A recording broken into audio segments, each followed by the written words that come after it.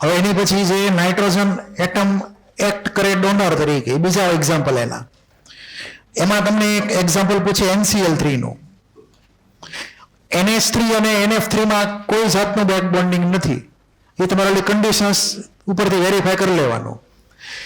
NCl3 ની અંદર very week અથવા નિગ્લિજિબલ બેક બોન્ડિંગ માનવાનું. એટલે ફોર એક્ઝામ્પલ આપણે NCl3 નો શેપ ડ્રો કરીએ તો એમાં એક લોન પેર આવશે N ઉપર અને Cl ઉપર 3 લોન પેર આવશે. હવે આમાંથી નાઇટ્રોજન એટમ જિંદગીમાં ક્યારેય તે આ કેસમાં એ એક્સેપ્ટર ન બની શકે, એને ડોનર જ બનવું પડે. જ્યારે Cl જે છે એ એક્સેપ્ટરે બની શકે અને ડોનરે બની શકે. ડોનર એટલા માટે કે લોન પેર છે એની આગળ વિથ કમ્પ્લીટ ઓક્ટેટ, અને એક્સેપ્ટર એટલા માટે કે એની આગળ વેકન્ટ ડી ઓર્બિટલ છે. N ખાલી એક્ટ કરે છે ડોનર તરીકે, તો કમ્પલસરી Cl બનવું પડે એક્સેપ્ટર. પણ પ્રોબ્લેમ એ છે કે Cl ની આગળ ઓલરેડી 3 લોન પેર છે.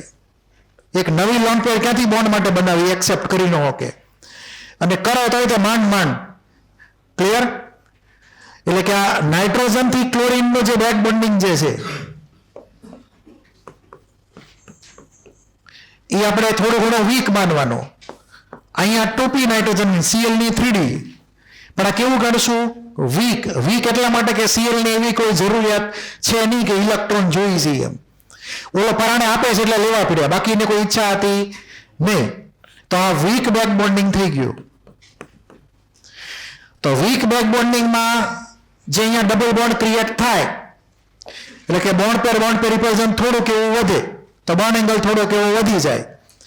તો એમોનિયા કરતા થોડોક બોન્ડ એંગલ મોટો આવ્યો. પણ એની કરતા વધારે બેટર રીઝન છે સ્ટેરિક હિન્ડ્રન્સ Cl નું. એમોનિયા અને NF3 બંનેમાં હાઇડ્રોજન અને ફ્લોરિન જૂના એટમ છે, એની અમે Cl મોટા એટમ કહેવાય. તો આ 3 Cl એટમ જે છે એની વચ્ચે વધારે એમાઉન્ટમાં સ્ટેરિક હિન્ડ્રન્સ હોય. ક્લિયર? સ્ટેરિક હિન્ડ્રન્સ મતલબ ગળદી એક પ્રકારે. ગળદી હોવાને લોકો એકબીજાને આગા ભગાડે.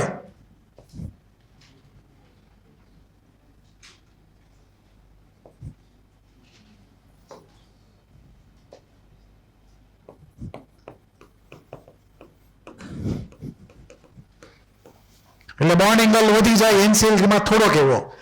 તો તમારે જો બંને ઓપ્શન હોય અને એમાંથી કોઈ એક સિલેક્ટ કરવાનો હોય કે બેક બોન્ડિંગ અથવા સ્ટેરિક હિન્ડ્રન્સ, બેમાંથી કોઈ એક જ સિલેક્ટ કરવાનું આવે તો તમારે સ્ટેરિક હિન્ડ્રન્સને પ્રાયોરિટી આપવાની. ક્લિયર? બેક બોન્ડિંગને પ્રાયોરિટી આપવાની નહીં, કેમ કે ઘણું બધું વીક બેક બોન્ડિંગ છે N અને Cl વચ્ચે. તો આમાં આપણે સ્ટેરિક હિન્ડ્રન્સને વધારે ડોમિનન્ટ ગણી બોન્ડ એંગલ થોડોક મોટો માનશું એમોનિયા અને NF3 બંને કરતા.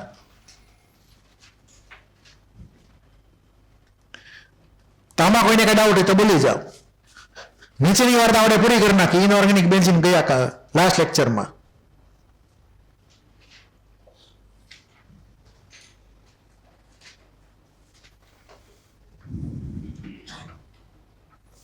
કોઈને બાકી?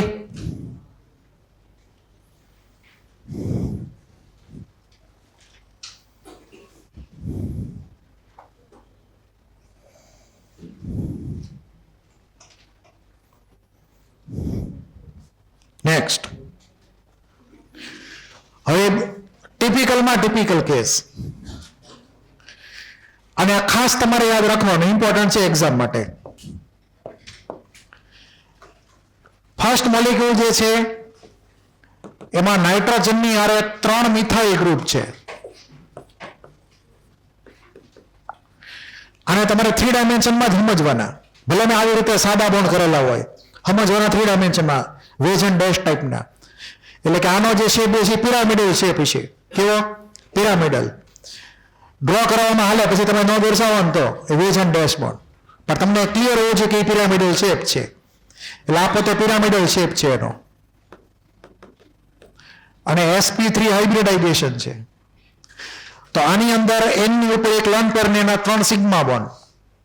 તો 3+1 પ્રમાણે sp3 ને પછી શેપ થઈ ગયો પિરામિડલ એમોનિયાની જેમ. આમાં નાઇટ્રોજન ને કાર્બન વચ્ચે કોઈ બેક બોન્ડ થાય નહીં, કેમ કે કાર્બન આટલું કોઈ વેકન્ટ ઓર્બિટલ બાકી નથી. હવે બધું ઇન્વેસ્ટ થઈ ગયેલું છે બોન્ડ ફોર્મેશનમાં. એના આગળ વેકન્ટ ઓર્બિટલ છે એની લોન પેર ભલે રહી, તો એન ડોનર બની શકે એમ છે, પરંતુ કાર્બન નથી ડોનર નથી એક્સેપ્ટર, તો બેક બોન્ડ થશે નહીં. પરંતુ ધારો કે આપણે આ કાર્બનને બદલે સિલિકોન ઇમેજિન કરીએ, ક્લિયર? તો સિલિકોન જ્યારે ઇમેજિન કરો ત્યારે સિલિકોનમાં વેકન્ટ ડી ઓર્બિટલ આવી જશે અને સિલિકોન પર કોઈ લોન પેર પહેલાથી હાજર નથી, એટલે એ બેક બોન્ડિંગનો વિરોધ નહીં કરે, તો એ બેક બોન્ડિંગ ઉલટાનો વધારે ઇફેક્ટિવ છે. એટલે કે જ્યારે સિલિકોન તમે જોઈન કરાવો તો થોડું ધ્યાન રાખવાનું.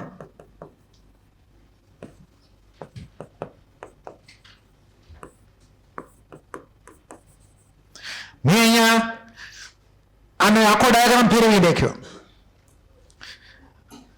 અહીંયા ધ્યાન એ રાખવાનું કે અહીંયા જે લોન પેર હતી પહેલા, એ એનની લોન પેર હું ડ્રો કરું, આ એનની લોન પેર છે. હવે સિલિકોનની એક વેકન્ટ ડી ઓર્બિટલ ડ્રો કરીએ, જે આની હારે ડાયરેક્શનમાં મેચ થતી હોય, તો બીજી એક ઓર્બિટલ ડ્રો કરીએ એ પ્રમાણે સિલિકોનની કોઈ એક ડી ઓર્બિટલ, અને સિમેટ્રી એપ્લાય કરીએ તો અહીંયા plus minus plus minus plus ને માઇનસ. તો અહીંયા નાઇટ્રોજનની લોન પેર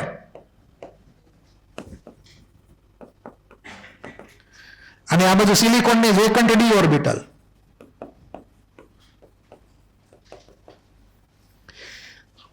તો ઈ બેન્ડ વચ્ચે અહીંયા મિક્સિંગ થઈ શકે. ઓલરેડી સિગ્મા બોન્ડ તો હતો જ તે પહેલેથી, એક નવા પાઈ બોન્ડ જનરેટ થશે કે જેમાં નાઇટ્રોજન સિલિકોનને લોન પેર સપ્લાય કરશે બોન્ડ ફોર્મેશન માટે. તો નાઇટ્રોજન થી સિલિકોન તરફનો જે નવો બેક બોન્ડ બન્યો એને લીધે એન ઉપરનો લોન પેર વયું ગયું હવે, અને આ બેક બોન્ડિંગ જે છે ઓલમોસ્ટ કમ્પ્લીટ છે. કેવું છે? Almost complete. જેથી કરીને આ એન ઉપર લોન પેર છે નહીં. હવે તમે જો એન ઉપરની લોન પેર ભૂલી જાઓ તો ખાલી 3 જ સિગ્મા બોન્ડ થયા, લોન પેર 0, કેમ કે એ તો બેક બોન્ડિંગમાં વપરાઈ ગઈ. તો 3 + 0 હોય તો sp2 થઈ જાય હાઇબ્રિડાઇઝેશન, અને શેપ થઈ જાય ટ્રાયેંગ્યુલર પ્લેનર, અને બોન્ડ એંગલ થઈ જાય 120. તો આની અંદર આપણે માનશું sp2 હાઇબ્રિડાઇઝેશન, બોન્ડ એંગલ 120 ડિગ્રીનો. કયો બોન્ડ એંગલ લેવાનો? સિલિકોન નાઇટ્રોજન સિલિકોન, ઈ બોન્ડ એંગલ 120 નો લખવાનો. તો આ બોન્ડ એંગલ થઈ ગયો 120 નો. જેમ એક સિલિકોનને ચાન્સ મળે મારા ફરતી બધા સિલિકોનનો વારો આવશે બેક બોન્ડિંગ માટે. એટલે નાઇટ્રોજનની લોન પેર 3 સિલિકોનમાં ડિવાઈડ થઈ જશે, 1/3 જેટલી. એટલે એક આખો સિગ્મા બોન્ડ અને 1/3 પાઈ બોન્ડ, એટલે કે એવરેજ બોન્ડ ઓર્ડર જે થયો, બોન્ડ ઓર્ડર એ 1.33 થયો. એમાં સિગ્મા આખો ને પાઈ 1/3, એમ તમે સમજી શકો. અહીંયા આપણે હાઇડ્રોજનને ઇન્વોલ્વ કરતા નથી, કેમ એમાં કઈ બેક બોન્ડ ન હોય, બરાબર? ખાલી એનો સિલિકોનને ટાર્ગેટ કરીએ છીએ. તો એનો મતલબ એવો થયો કે આ એક નાઇટ્રોજન ને આ 3 સિલિકોન, એટલે 4 એટમ, મેઇન ફ્રેમવર્ક જેને કહેવાય, એ બધા એક જ પ્લેનમાં થયા, એક જ પ્લેનમાં ગણવાના. એ પ્રમાણે આ બાજુનો સિલિકોન જે ખરેખર sp3 હાઇબ્રિડાઇઝેશનમાં થાય, કેમ કે સિલિકોનના 4 સિગ્મા ને 1 પાઈ ગણો તો ગણાય નહીં કાઉન્ટિંગમાં. તો આ સિલિકોન sp3 માં છે, ને sp3 પાછો કેવો હોય? નોન પ્લેનર હોય. એટલે આ બાકીના 3 હાઇડ્રોજન એના બધા પ્લેનમાં છે નહીં પાછા. ક્લિયર? આ 3 હાઇડ્રોજન જે છે એમાંથી કોઈ એક હાઇડ્રોજન, 3 માંથી કોઈ એક ઈ સેમ પ્લેનમાં છે, આ સિલિકોન ને નાઇટ્રોજનના. બાકીના 2 હાઇડ્રોજન અલગ બોન્ડમાં આવે. એટલે આપણે તમને ખબર છે કે ધારો કે મિથેનનો શેપ આપણે ઇમેજિન કરીએ 3 ડાયમેન્શનમાં, તો આપણે વેજ એન્ડ ડેશ નોટેશન લખીએ તો અહીંયા કાર્બનની હારેના કોઈ પણ 2 H તે એક જ પ્લેનમાં આવશે, બાકીના 2 H અલગ અલગ પ્લેનમાં છે. તો તમે અહીંયા ઇમેજિન કરી શકો કે અહીંયા કાર્બનની બદલે સિલિકોન હોય, H ની બદલે નાઇટ્રોજન, તો એક જ H વધે કે જેની હારે સેમ પ્લેનમાં આવે. તો આ જે મોલેક્યુલ જે છે એની અંદર સેમ પ્લેનમાં અહીંયાથી એક હાઇડ્રોજન, બરાબર, ઓવરઓલ એવરેજ કાઢીએ તો સિલિકોન 3 અને 1 નાઇટ્રોજન, ટોટલ એટમ કેટલા થયા? 7 એટમ થયા ટોટલ એક પ્લેનમાં. એટલે આનો શેપ થઈ ગયો ટ્રાયેંગ્યુલર પ્લેનર, ખાસ યાદ રાખજો.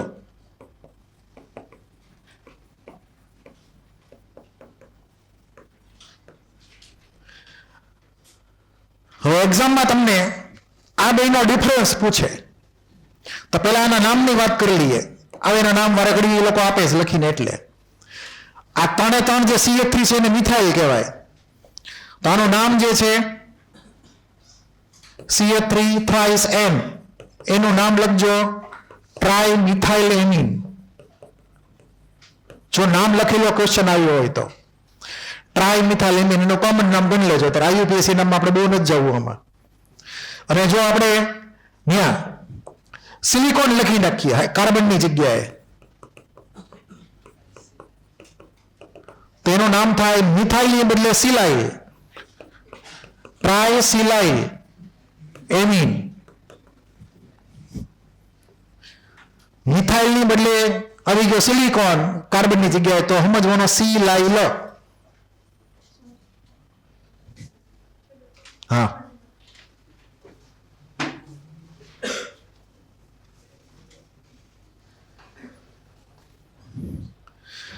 હવે આના ડિફરન્સની વાત કરી લઈએ. એક્ઝામમાં તમને ડિફરન્સ તરીકે બધું આપેલું હોય તો ડિફરન્સમાં લખતા પહેલા ખાલી એકવાર ફટાફટ એનું રિવિઝન કરી લઈએ.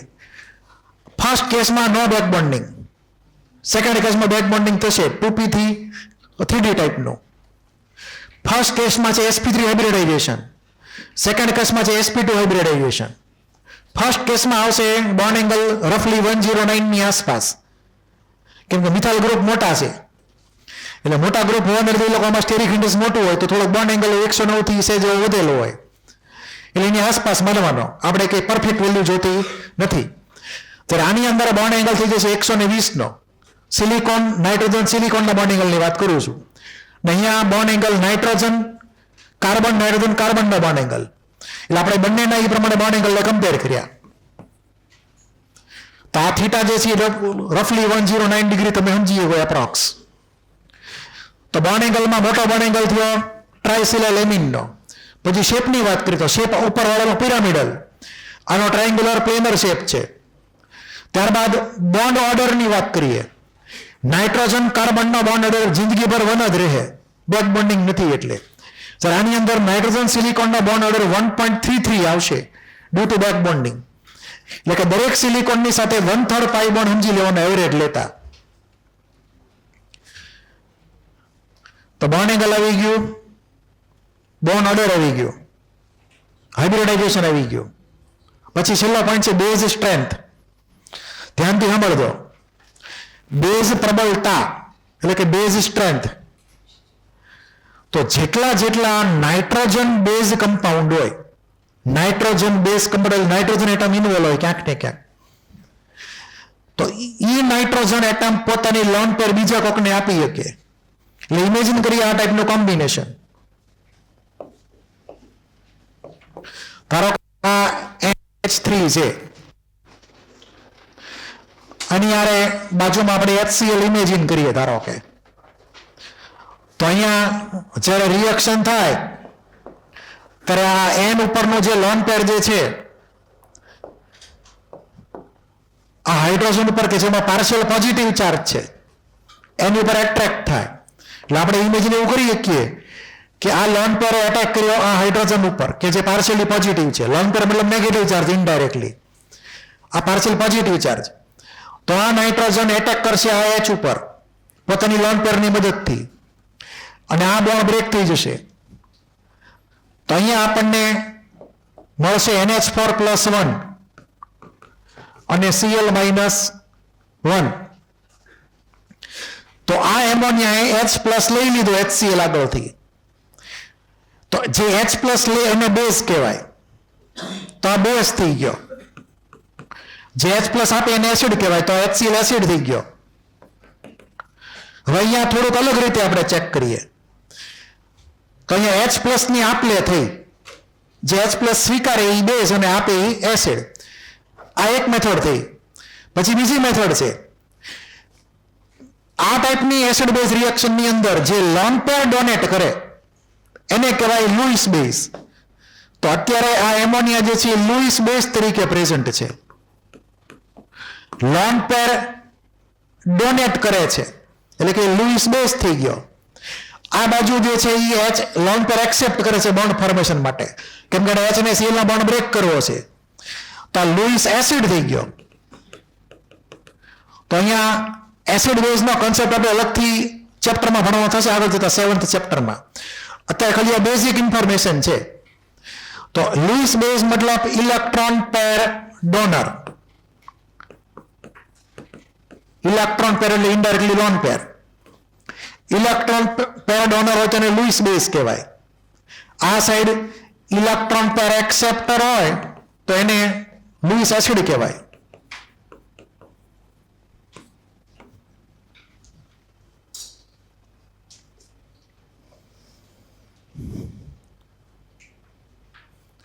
અહીંયા પ્રશ્ન એ છે કે એન ઉપરનું લોન પેર જો કોઈને ભાડે આપ્યું ન હોય તો લોન પેર H+ ને સરળતાથી આપી શકાય. અત્યારે એન એમોનિયાની અંદર લોન પેર કોઈ બેક બોન્ડિંગમાં ઇન્વોલ્વ નથી કોઈની યારે. તો પરમેનન્ટલી 24/7 365 હાજર છે. જોતો હોય ત્યારે જેને H+ જોતો એને આપી શકાય ઓન ધ સ્પોટ. તો એમોનિયા બેઝિક થઈ ગયો. સિમિલરલી તમે H ની બદલે મિથાઇલ મૂકી દો તો એમાંય બેક બોન્ડિંગ નથી થવાનું. તો એમાંય તો લોન પેર અવેલેબલ છે 24/7 365. એટલે બીજાને ઇઝીલી આપી શકાશે લોન પેર જોતું હોય તો. પરંતુ જ્યારે તમે સિલિકોન વાળો કેસ લ્યો, સિલિકોન વાળો કેસ કે જેમાં SiF3 થ્રાઇસ N એમાં આપણે લખ્યું તો ખરી લોન પેર ખાલી લખવા ખાતર. તો એક લોન પેર તો લખ્યું પણ એ લોન પેર ઇન્વોલ્વ છે બેક બોન્ડિંગમાં. તો lone pair involve in back bonding.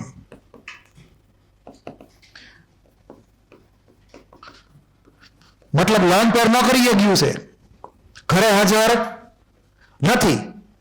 Clear? તો લોન પેર જો ન હોય પ્રેઝન્ટ તો ઈ લોન પેર બીજા કોઈ H+ ને આપી શકાય નહીં. એટલે કે અહીંયા જો આમાં HCl નાખું તો મને કોઈ રિએક્શન મળશે નહીં. ક્લિયર? ઉપર મિથાઇલ વાળા કેસમાં આપણને એવી રિએક્શન અહીંયા એટલા માટે રિએક્શન ન થઈ અથવા ઓછી માત્રામાં થઈ કે જેમાં આપણે એન ઉપર લોન પેર નથી માંગેલું, એ બેક બોન્ડિંગમાં વયું ગયેલું છે. મતલબ ઈ બેઝ ગણવાનો પણ કેવો વીક બેઝ. કેવો વીક બેઝ, કેમ કે કમ્પેરિઝનમાં વીક થઈ ગયો. કમ્પેરિઝનમાં કેમ કે લોન પેર અવેલેબલ છે નહીં, લોન પેર બેક બોન્ડિંગમાં વયું ગયો છે. ઉપરવાળો એની કમ્પેરિઝનમાં કેવો ગણવાનો સ્ટ્રોંગ બેઝ. કમ્પેરિઝનની વાત કરું છું. તો એમોનિયા કયો કે ટ્રાઇમિથાઇલ એમીન કયો, they are going to be stronger base than trisilyl amine. એટલે ટોટલ અહીંયા 6 પોઈન્ટ્સ ઓફ ડિફરન્સ લખશું આપણે એ પ્રમાણે. તો અહીંયા ડિફરન્સમાં તમને ખબર છે કે શું કરવાનું હોય. આવી રીતે તમે બાળપણમાં ચોકઠા પાડતા હશો એ પ્રમાણે. તો આ બાજુ sp3 તો આ બાજુ sp2 એટલે ટોટલ 6 ડિફરન્સ થશે. અહીંયા બોન્ડ એંગલ 109 ડિગ્રી, અહીંયા બોન્ડ એંગલ 120 ડિગ્રી. આ બેનો ડિફરન્સની વાત કરું છું. પછી બોન્ડ ઓર્ડરમાં બોન્ડ ઓર્ડર 1 નાઇટ્રોજન કાર્બનનો, આમાં બોન્ડ ઓર્ડર 1.33 નાઇટ્રોજન સિલિકોનનો. પછી શેપ થઈ ગયો પિરામિડલ. તો આ બાજુ શેપ આવે ટ્રાયેંગ્યુલર પ્લેનર.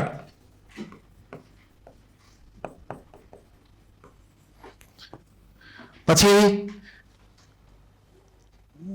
ટ્રાઇમિથાઇલેમીન સ્ટ્રોંગ બેઝ ગણવાનો એટલે કે સ્ટ્રોંગર બેઝ,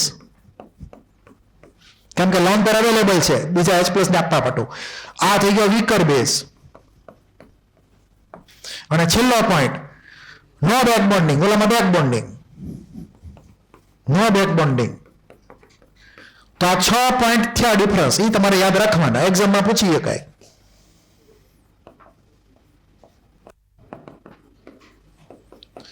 તો 2p-3d ટાઈપનો બેક બોન્ડિંગ હશે ટ્રાઇસિલાઇલ એમીનની અંદર. તો તમને આવી રીતે બે મોલેક્યુલની કમ્પેરિઝન પૂછે તેમાં આ બધા પોઈન્ટ યાદ રાખવાના.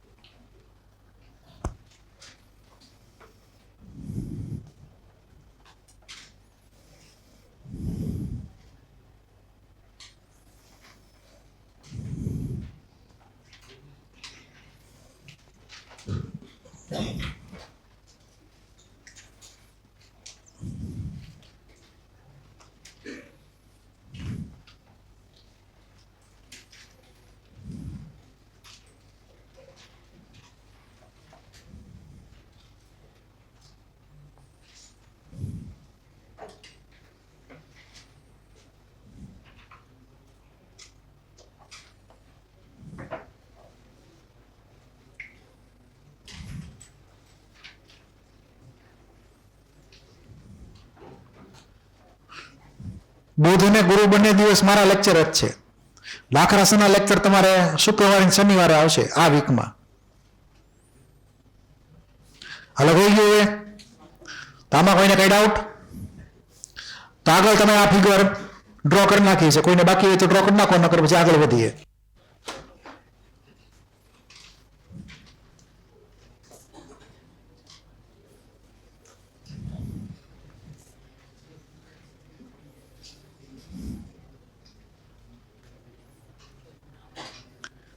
બોલો. હે બેઝ જે છે એ એકચ્યુઅલી 3 ટાઈપના હશે, જે આપણે ચેપ્ટર નંબર 7 આયોનિક ઇક્વિલિબ્રિયમમાં ડિસ્કસ કરવાના થશે. ટૂંકમાં બેઝ એટલે જનરલી OH- આપી શકે, કાં તો H+ લઈ શકે, સોરી આ બસ H+ લઈ શકે, કાં તો OH- આપી, કાં તો લોન પેર આપી શકે. આ 3 અલગ અલગ ડેફિનેશન થઈ, પણ એ આપણે અલગથી ડિસ્કસ કરવાની થાય ડિટેલમાં. હમણાં અત્યારે કાંઈની કઈ રિક્વાયરમેન્ટ છે નહીં. તમારે યાદ એટલું રાખવાનું કે બેક બોન્ડિંગમાં જે ડોનર એટમ હોય એ ઓલવેઝ લુઈસ બેઝ માનવાનો જો પૂછાય તો, અને એક્સેપ્ટ એટમને ડિફોલ્ટ કેવા માનવાનું? Louis acid. ઇલેક્ટ્રોન પર એક્સેપ્ટ કરે છે એટલે બોન્ડ ફોર્મેશન માટે. આવું દરેક જગ્યાએ તમારે માનવાનું. એટલે તમને જો એ રીતે પૂછેલું હોય તો તમારે યાદ રાખવાનું કે કોણ લુઈસ બેઝ ને કોણ લુઈસ એસિડ. ઓકે, હવે અહીંયા બીજો કેસ છે. ધારો કે આપણે ટ્રાઇસિલાઇલ ફોસ્ફીન લઈએ, ફોસ્ફરસ મૂકી દઈએ નાઇટ્રોજનની બદલે, તો ફોસ્ફરસમાં તો લોન પેર છે પ્રેઝન્ટ, એમાં ના નહીં, પરંતુ એની અંદર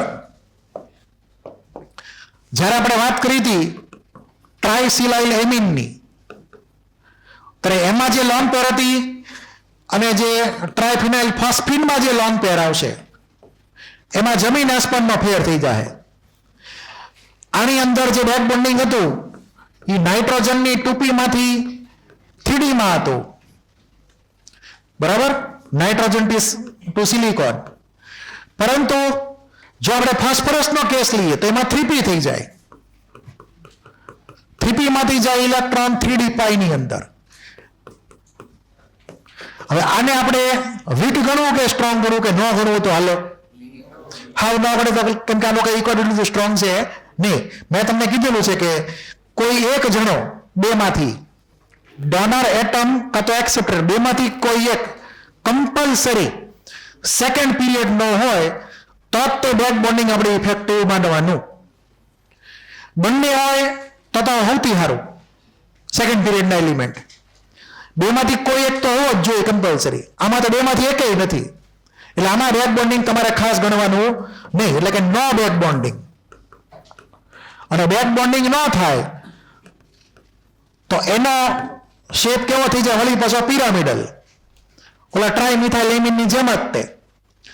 એટલે અહીંયા એનો શેપ થઈ ગયો પિરામિડલ. એટલે આ જે છે એ પિરામિડલ છે, જ્યારે આ જે છે એ ટ્રાયંગ્યુલર પ્લેનર માનવાનો.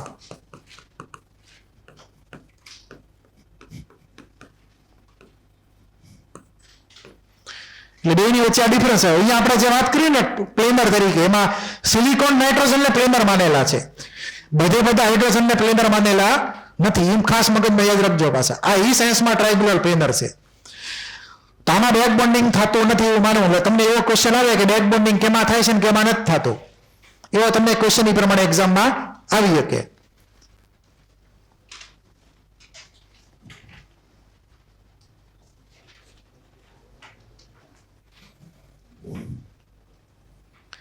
તો આમાં કોઈને કઈ ડાઉટ?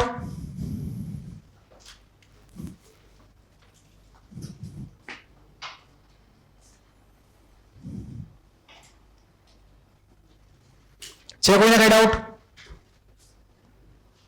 લખાઈ ગયું ને? હવે આની વાત આપણે કરી લીધી. ફોસ્ફરસ હોય સિલિકોન ની આરે, ધારો કે આપણે જર્મેનિયમ મૂકી દઈએ. ક્લિયર? તો કાર્બન, સિલિકોન, જર્મેનિયમ એમ આવે ને લાઈનસર, કે ન આવે? તો જર્મેનિયમમાં પણ સિલિકોન વેકન્ટ ડી ઓર્બિટલ હશે. કઈ હશે? 3D હશે કે 4D હશે? 4D. તો જર્મેનિયમમાં 4D આવે. નાઇટ્રોજનમાં કઈ છે? 2p. તો એક જણો સેકન્ડ પીરિયડનો ને એક જણો આગળ ફોર્થ પીરિયડનો છે, હાલશે, વાંધો નહીં આવે. ક્લિયર? તો એમાં આપણે માની લઈએ બેક બોન્ડિંગ, તો એ પણ પ્લેનર થઈ ગયો. એટલે કે GeH3 thrice N પ્લેનર છે, જ્યારે SiH3 thrice P પાછો પિરામિડલ છે. નો બોન્ડિંગ, બેક બોન્ડિંગ. એટલો ક્લિયર? આ નોટ કરી લેજો.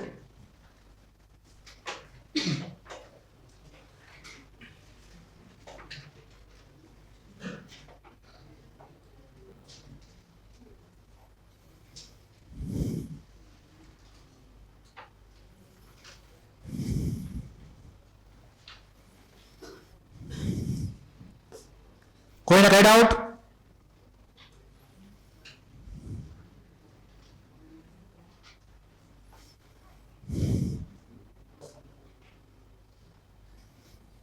નેક્સ્ટ.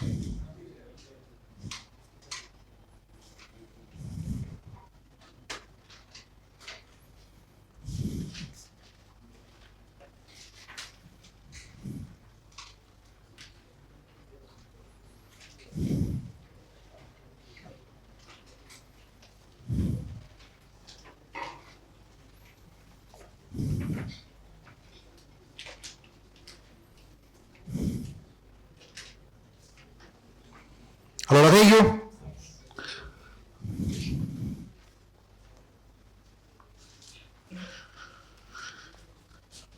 આ ફિગર તમારે ડ્રો કરવાની જરૂર નથી. આ રીતે, કેમ કે ટોપિક મેં તમને જે ભણાવ્યો નથી, એમાં રેઝોનન્સ જેવું થોડુંક ઇન્વોલ્વ છે ને, એટલે ખાલી આપણે અહીંયા બોન્ડ એંગલની જ ખાલી વાત કરવાની છે. તો આ પહેલો કેસ જે છે CH3NCS, કાર્બન નાઇટ્રોજન. NCS માં આવી રીતે બોન્ડિંગ હશે, N double bond C double bond S. અહીંયા હશે 3 હાઇડ્રોજન. એ પ્રમાણે કાર્બનની બદલે સિલિકોન મૂકી દઈએ, SiH3. તો અગાઉની જેમ જ તે આ નાઇટ્રોજન અને સિલિકોન વચ્ચે બેક બોન્ડિંગ થવાના ચાન્સ, કેમ કે એની ઉપર લોન પેર છે અહીંયા રીતે. તો અહીંયા આ નાઇટ્રોજન જે છે એની લોન પેર બેક બોન્ડિંગમાં ઇન્વોલ્વ છે નહીં. એટલું ક્લિયર? તો આ જે કેસ થયો ઉપરનો નાઇટ્રોજન,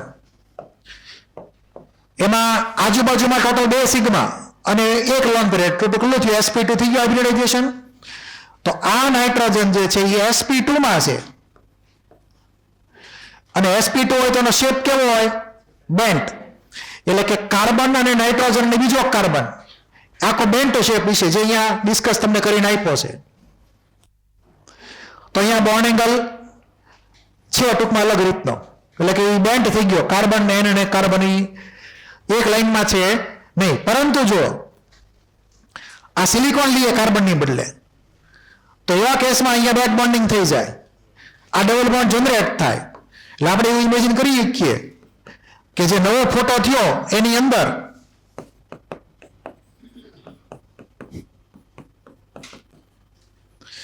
સિલિકોન ઉપર માઇનસ, N ઉપર પ્લસ.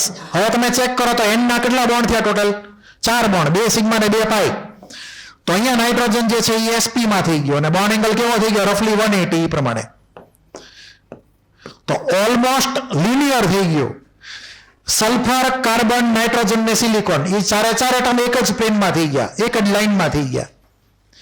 હાઇડ્રોજનની આપણે ચિંતા કરવાની છે નહીં. એટલે કે બોન્ડ એંગલ 180 ની આસપાસ પહોંચી ગયો. એટલે કે ઓલમોસ્ટ કેવું થઈ ગયું, લિનિયર થઈ ગયું આખું સ્કેલેટ, આખું સિલિકોન, નાઇટ્રોજન ને કાર્બન સલ્ફરનું ફ્રેમવર્ક. અહીંયા એ ફ્રેમવર્ક બેન્ટ આવશે, જે એટલે તમે આ ફોટો સમજી શકો એ પ્રમાણે જે લખીને આપ્યો છે એ. બાકી આ બધું લખવાની તમારે જરૂર છે નહીં, આખી અલગ વસ્તુ છે એ મેં તો રેઝોનન્સમાં તમને સમજાવ્યું શું હોય છે એ. હમણાં એમાં લખતા નહીં કઈ. તો આ ઉપરની લાઈન બધાને ક્લિયર? નેક્સ્ટ લખાઈ ગયું?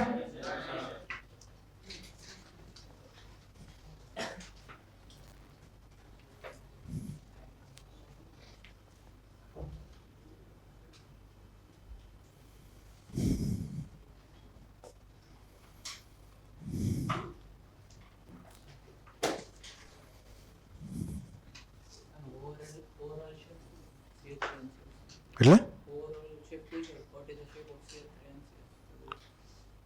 ઓવરઓલ શેપ જો આ ત્રણ છે ને એક જ લાઈનમાં છે, આ એક જ આડો હાલ છે, તો આનો ઓવરઓલ શેપ તો કેવો મુશ્કેલ છે, કેમ કે આ તો નોન પ્લેનર મોડે કીધું કે કેમ કે હાઇડ્રોજન એક પ્લેનમાં નહીં હોય પાછા, એટલે આવા બધાના શેપ ન કહી શકાય. એમાં પર્ટિક્યુલર ફ્રેમવર્ક એનો જ શેપ નક્કી કરી શકાય.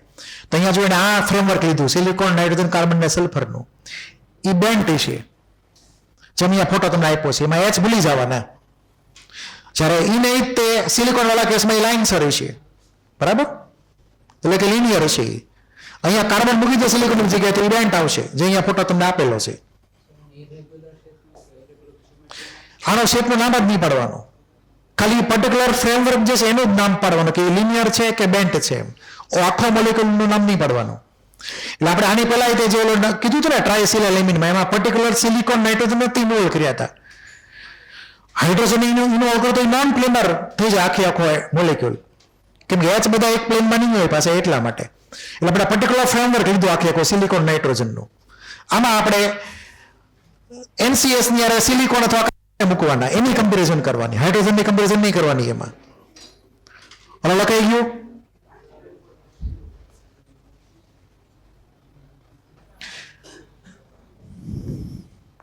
કોઈને બાકી?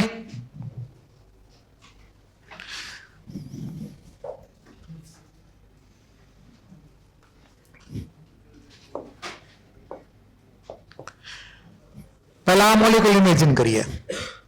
BH2 બોરોન ની હારે 2 હાઇડ્રોજન અને એક NR, R એટલે માની લો કે મિથાઇલ ગ્રુપ છે એવું માની લ્યો, કામ ચલાવ. એટલે કે આપણે આગળ આ ટાઈપનો મોલેક્યુલ તમે સમજી શકો કે બોરોન ની હારે 2 હાઇડ્રોજન છે, એની હારે એક મિથાઇલ છે, સોરી એક નાઇટ્રોજન છે. હવે આ 2 મિથાઇલ જે છે મોટા મોટા ગ્રુપ છે, બલ્કી ગ્રુપ, એટલે મોટી સાઇઝના ગ્રુપ, એમાં સ્ટેરિક એડ્રેસ થતું રહે. પણ અત્યારે ખાલી 2 જ જણા છે, બરાબર, એટલે કોઈ ખાસ એવી કઈ હળી કરશે નહીં. પરંતુ જો અહીંયા હું આ હાઇડ્રોજનને હજી એક રિમૂવ કરી નાખું, આવું જ એક ગ્રુપ મૂકી દઉં, તો હું ફાઇનલી એક નવો શેપ ડ્રો કરું, 3 જગ્યાએ NR2 હોય એવો.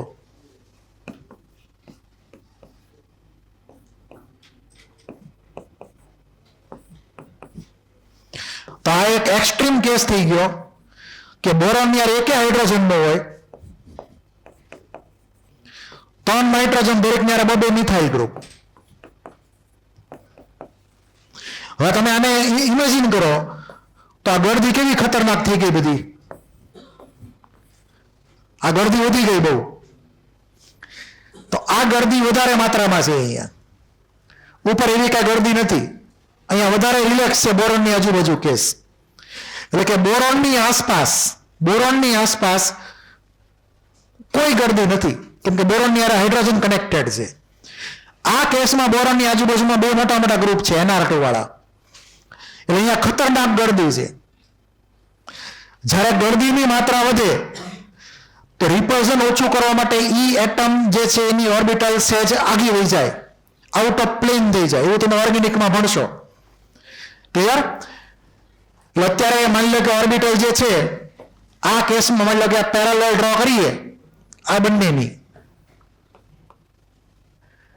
એમાં બોરોનની ઓર્બિટલ ખાલી વેકન્ટ અને પેરેલલ કોની સાથે તો કે લોન પેર સાથે નાઇટ્રોજનની, ઈ બંને થઈ ગઈ પેરેલલ. પણ આ કેસમાં ઈ પેરેલલ નહીં થાય, થોડી ક્રોસમાં વહી જશે રિપલ્ઝન ઓછું કરવા માટે બીજા હારે. એટલે ધારો કે આને હું આવી રીતે લખું તો આને થોડુંક આમ ક્રોસમાં લખું, આમ અલગ ડાયરેક્શનમાં. સમજો આટલું ખાલી. હવે આમાં જો ડાયરેક્શન અલગ થઈ ગઈ, સહેજ અલગ થઈ ગઈ, એટલે કે ક્રોસમાં હોય તો એટલું બધું ઇફેક્ટિવ બેક બોન્ડિંગ થાય નહીં. એકબીજાને પેરેલલ હોય એટલે લાવ બીજી પેરેલલ, આ એક ઓર્બિટલ આ બીજી ઓર્બિટલ, અત્યારે બંને પેરેલલ છે તો ઇફેક્ટિવ ઓવરલેપ થશે એમાં. ધારો કે એમાં આ ઓર્બિટલ થોડીક આમ ક્રોસ કરી લઈ જવામાં સહેજ આડી, તો હવે ઇફેક્ટિવ ઓવરલેપ થશે નહીં, કેમ કે હવે એકબીજાને કમ્પ્લીટલી પેરેલલ છે નહીં. ક્લિયર? અને જો આમ હોય તો ઝીરો ઓવરલેપ, પૂરું થઈ ગયું. હાવ ડાયરેક્શન અલગ, ઝીરો ઓવરલેપ. આવી રીતે થોડોક એ જ ઓવરલેપ થાય, થોડોક સાઇઝ ડાયરેક્શન મેચ થાય એટલે, પણ ધીમે ધીમે હાવ ઝીરો થઈ જાય આવી રીતે આવે એટલે. તો આ ઝીરો ઓવરલેપ હતો, આ મેક્સિમમ ઓવરલેપ હતો. ધીમે ધીમે આપણે એંગલ વધારતા ગયા અને છેલ્લે પહોંચી ગયા 90 ડિગ્રી, તો ઝીરો ઓવરલેપ થઈ ગયો સીધો. એટલે આની અંદર બોરોનના કેસમાં અહીંયા વધારે ગરદી હોવાને લીધે આ આઉટ ઓફ પેરેલલ થશે, આની સાથે પેરેલલ રહેશે નહીં. એટલે કે બેક બોન્ડિંગની માત્રા કેવી થઈ ગઈ? ઘટી ગઈ. તો અહીંયા ધ્યાન એ રાખવાનું છે,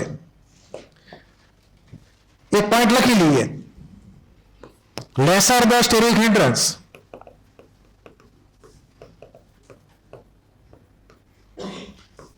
greater the extent of back bonding.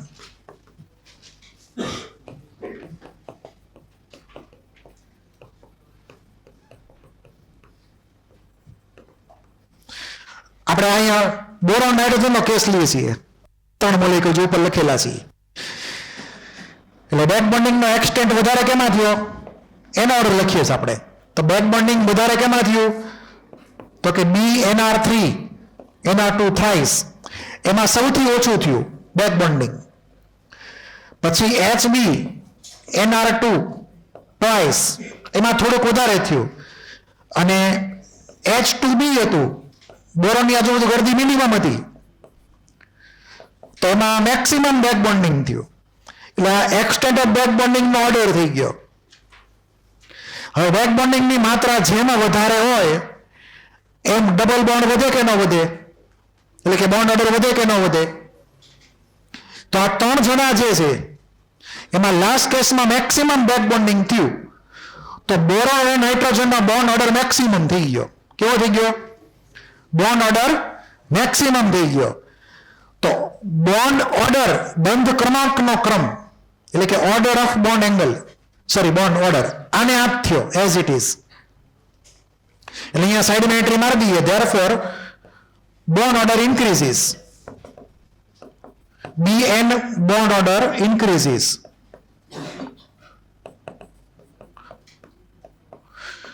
Bond order વધે તો બોન્ડ લેન્થ શું થાય? બોન્ડ લેન્થ ઘટે. તો સૌથી મિનિમમ બોન્ડ લેન્થ કેમાં આવી છે? આ H2B NR2 ની અંદર. એટલે તમને આજે ઓર્ડર આપ્યો છે બોન્ડ લેન્થ નો ઓર્ડર આપ્યો છે, પણ બોન્ડ લેન્થ નક્કી કરતા પહેલા આપણે બોન્ડ ઓર્ડર નક્કી કરવો પડે. એટલે પહેલા આપણે એક્સટેન્ટ ઓફ બેક બોન્ડિંગ ઉપરથી બોન્ડ ઓર્ડરની માત્રા નક્કી કરી. તો મેક્સિમમ બોન્ડ ઓર્ડર અહીંયા છે H2B વાળામાં, તેની બોન્ડ લેન્થ મિનિમમ હશે. આની બોન્ડ લેન્થ એનો મિનિમમ છે. એટલે તો બોન્ડ લેન્થ અને બોન્ડ ઓર્ડર કેવા ઊંધો હોય તમને ખબર છે. તો આ જે ઓર્ડર છે ખાસ ધ્યાન રાખજો, બોન્ડ લેન્થ નો ઓર્ડર છે. નીચેના બે ઓર્ડર થઈ ગયા એ બોન્ડ ઓર્ડર અને એક્સટેન્ટ ઓફ બેક બોન્ડિંગ ના બોન્ડ ઓર્ડર થઈ ગયા ઓર્ડર.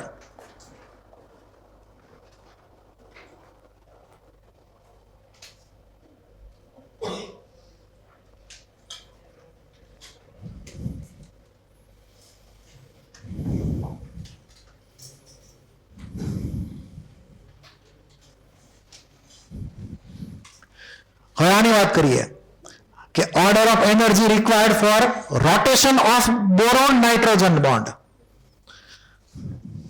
લાવો એક બે પાઉટ લાવો. એક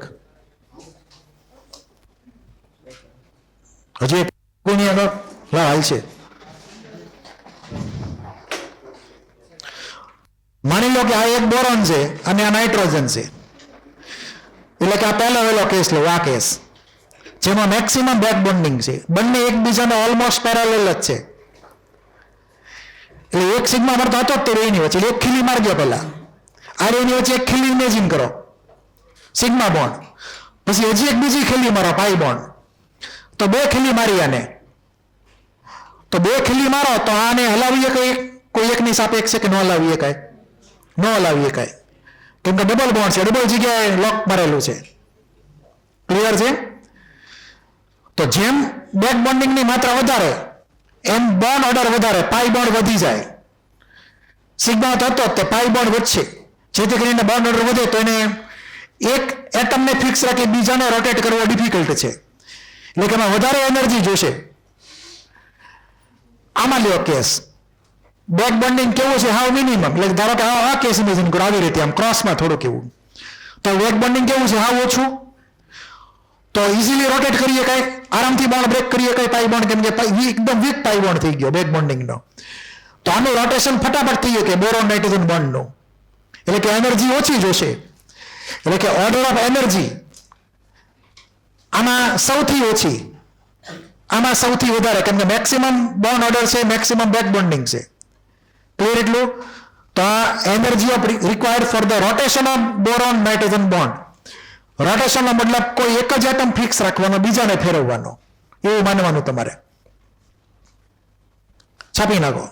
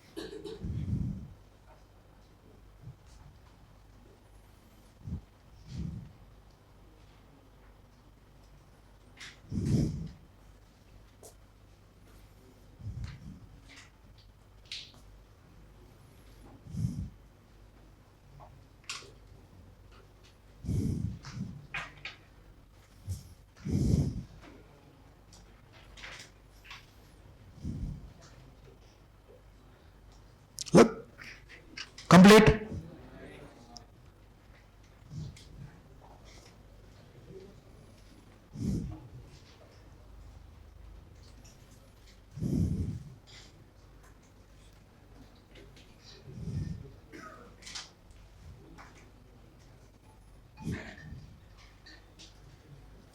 આ ટોપિક મોટા ભાગે એડવાન્સમાં વધારે આવે છે મેઇન કરતા, એટલે આને એડવાન્સ માટે ખાસ તૈયાર કરજો.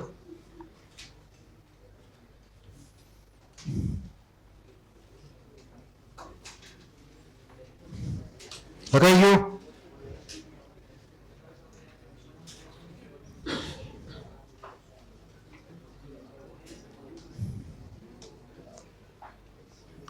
હવે back bonding with carbon S donor atom, carbon donor atom બને એના બધા એક્ઝામ્પલની વાત કરીએ. એમાં પહેલું એક્ઝામ્પલ જે છે એમાં આપણે આ ક્લોરોફોર્મ CHCl3 ને ક્લોરોફોર્મ કહેવાય. એની આ કમ્પેરિઝન છે CHF3 ની. હવે લખેલું તમે ઓર્ગેનિકમાં પણ આ વસ્તુ ભણશો એ પ્રમાણે.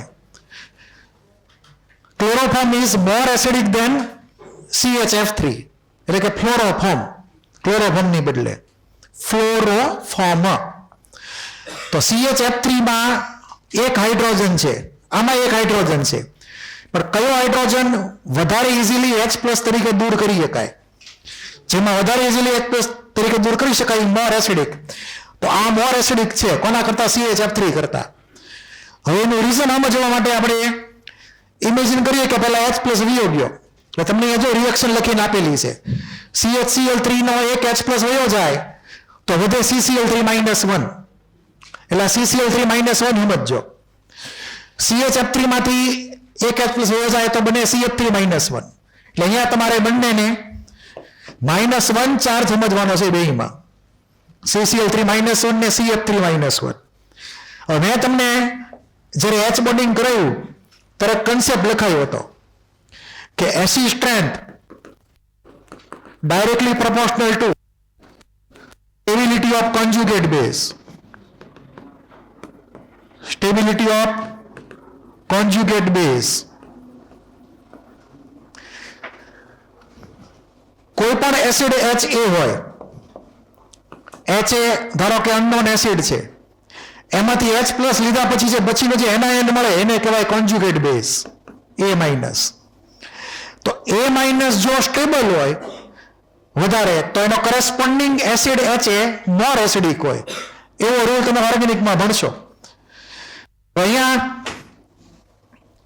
આપણે આગળ બે એનાયન થયા, CCl3 માઇનસ 1 ને CF3 માઇનસ 1. CF3 માઇનસ 1 આપણે ધ્યાનમાં લઈએ તો ફ્લોરિન જિંદગીમાં ક્યારેય તે એક્સેપ્ટર બની શકે નહીં. કાર્બન ઉપર માઇનસ ચાર્જ ને વિથ લોન પેર, એટલે આર એક લોન પેર છે પાછી, એ પણ ભૂલવાનું નથી. તો અહીંયા સી ની આર એક લોન પેર છે. હવે કાર્બન આગળ લોન પેર આવી ગઈ, 3 સિગ્મા બની ગયા, તો કાર્બન આગળ કોઈ ઓર્બિટલ ખાલી નથી. હવે તો કાર્બન લોન પેર હોવાથી બની શકે ડોનર, પરંતુ એક્સેપ્ટર આમાં બની શકશે નહીં. તો બેક બોન્ડિંગ થાય CF3 માં કે ન થાય? CF3 માઇનસ માં બેક બોન્ડિંગ ના કોઈ ચાન્સ નથી, કેમ કે બેમાંથી એકેય એક્સેપ્ટર બનવા તૈયાર નથી, બેયને ડોનર જ બનવું છે, તો નો બેક બોન્ડિંગ. CCl3 માઇનસ ની અંદર Cl આગળ 3 લોન પેર છે, યાદ હોય તો, અને પછી વેકન્ટ ઓર્બિટલ છે, તો એ ડોનર બની શકે, એ એક્સેપ્ટર બની શકે, એ સામે વાળી પાર્ટી ઉપર ડિપેન્ડ કરે, સામે વાળી પાર્ટી કઈ છે એમ. તો સામે વાળી પાર્ટીમાં અહીંયા કાર્બન છે વિથ લોન પેર, તો કાર્બન આગળ લોન પેર છે અને એનો ઓક્ટેટ કમ્પ્લીટ છે, તો એ ડોનર બની શકશે, પરંતુ એક્સેપ્ટર નહીં બની શકે, વેકન્ટ ઓર્બિટલ નથી એટલે. તો આ કેસમાં કાર્બન થી ક્લોરીન તરફ બેક બોન્ડ થશે, એટલે કાર્બનની લોન પેર જે છે કે જેને ઇનડાયરેક્ટલી નેગેટિવ ચાર્જને ઇન્ડિકેટ કરે છે, તો ઈ નેગેટિવ ચાર્જ એટલે કે ઈ લોન પેર એનો ઉપયોગ બોન્ડ બનાવવામાં થઈ ગયો Cl સાથે, બેક બોન્ડિંગ થયું. એટલે આપણને આવું એક ઇમેજનરી સ્ટ્રક્ચર તમે આવું લખી શકો કે કાર્બન જે છે એની હારે Cl નો બેક બોન્ડિંગ થઈ ગયું, ઇમેજિન કરી લ્યો.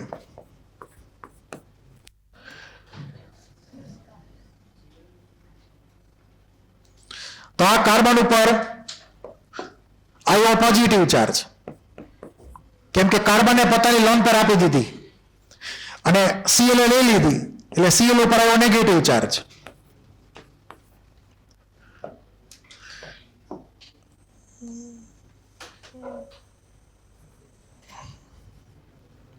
એટલે અહીંયા પહેલા ઓરિજિનલી શું હતું કે કાર્બન ઉપર નેગેટિવ ચાર્જ હતો શરૂઆતમાં,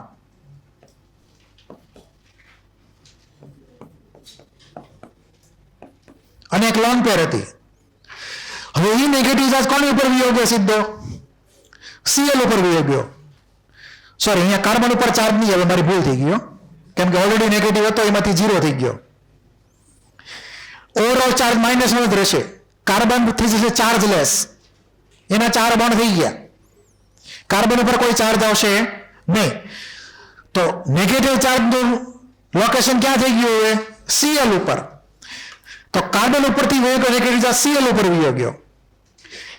જેવી રીતે આ એક સાઈડના Cl હારે બેક બોન્ડિંગ, જેવી રીતે બાકીના બે સાઈડના Cl છે એની હારે પણ બેક બોન્ડિંગ થાય. એટલે કે આ નેગેટિવ ચાર્જ જે કાર્બન ઉપર છે ફરતો રહેશે 3 Cl ઉપર કન્ટિન્યુઅસલી, અને જો નેગેટિવ ચાર્જ ફરતો રહે ચારે બાજુએ તો એ મોર સ્ટેબલ બને. કેવો બને? Moving charge is going to be more stable. Cycle જ્યાં સુધી ફરતું હોય ત્યાં સુધી તમે સાયકલ ઉપરથી પડો નહીં, પણ તમે જેવી બ્રેક મારો અને વ્હીલ હાલતા સ્ટોપ થઈ જાય પછી તમારા બીજી મોમેન્ટે પગ નીચે જમીનને અડવા જોઈએ, અને નો અડત નગર તમે જ પડો સીધા, કેમ કે મૂવિંગ બાઇસિકલ છે નહીં. સમજાણું? તો વ્હીલ જ્યાં સુધી ફરતું હતું ત્યાં સુધી પડવાના નથી, પણ જ્યાં સુધી સ્ટોપ થઈ ગયું જવું વ્હીલ પછી તમે તરત પડવાના છો. તો moving charge is more stable than static charge. કોઈ એક નેગેટિવ ચાર્જ લોકેલાઇઝ થઈ જાય કોઈ એક જગ્યાએ ને ત્યાં રહે તો એ અનસ્ટેબલ બને. કોઈ એક અપરાધી હોય, એને કોઈક ક્રાઇમ કર્યો છે તો એ મોબાઈલ લઈને સતત ફરતો રહે કન્ટિન્યુઅસલી તો પકડાય નહીં, પણ એક જ જગ્યાએ ઉભો રહે મોબાઈલ વાપરતા તરત પકડાઈ જાય. આ ક્લિયર છે? એટલે આપણે મોબાઈલ કન્ટિન્યુઅસલી મૂવ કર્યા કરીએ તો લોકેશન સતત બદલાતો રહે તો કઈ જગ્યાએ પોલીસ પહોંચે દર વખતે? એવરી સેકન્ડ એનું લોકેશન બદલાતું, એવરી સેકન્ડ, તો એ ચોર પકડાય નહીં. તો નેગેટિવ ચાર્જ કોઈ પકડી શકાય નહીં, સ્ટેબલ થઈ ગયો. કેવો થઈ ગયો? સ્ટેબલ. તો moving charge is more stable than localise charge. Localise charge એટલે એક જગ્યાએ ઉભેલો ચાર્જ, અનસ્ટેબલ છે. સાઈડમાં એન્ટ્રી મારજો.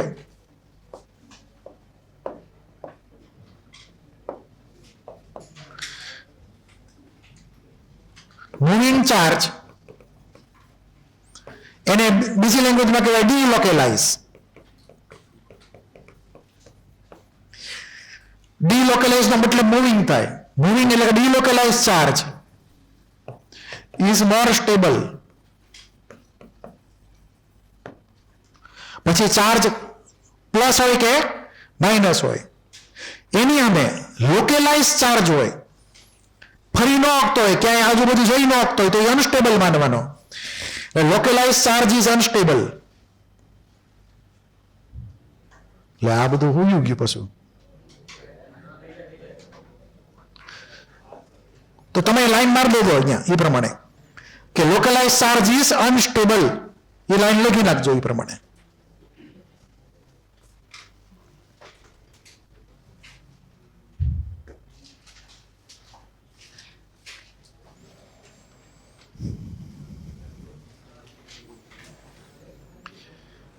તો અહીંયા CCl3 માઇનસમાં નેગેટિવ ચાર્જ ડીલોકેલાઇઝ થાય તો એ સ્ટેબલ બને. તો CCl3 માઇનસ મોર સ્ટેબલ છે. એટલે તમને એક્ઝામમાં પૂછે કે ઓર્ડર ઓફ એસી સ્ટ્રેન્થ ને ઓર્ડર ઓફ બેઝ સ્ટ્રેન્થ સાઈડમાં લખી નાખીએ તો ધ્યાન આપજો. પહેલા તો ઓર્ડર ઓફ સ્ટેબિલિટી લખીએ. CCl3 minus 1 greater than CF3 minus 1. જે વધારે સ્ટેબલ હોય એનો નેગેટિવ ચાર્જ બીજાને મળી શકે નહીં, લોન પેર બીજાને મળી શકે નહીં. તો ઓર્ડર ઓફ બેઝ સ્ટ્રેન્થ અથવા લુઈસ બેઝ સ્ટ્રેન્થ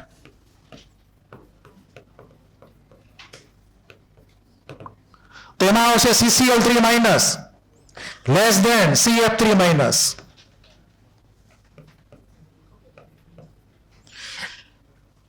બે સ્ટ્રેન્થ કરતા ઊંધો ઓર્ડર એસી સ્ટ્રેન્થ નો થશે.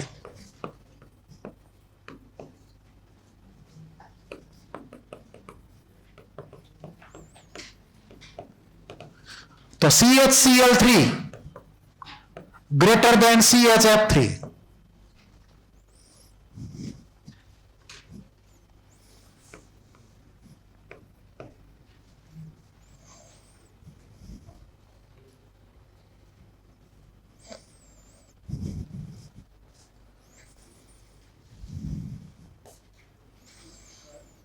બોલો.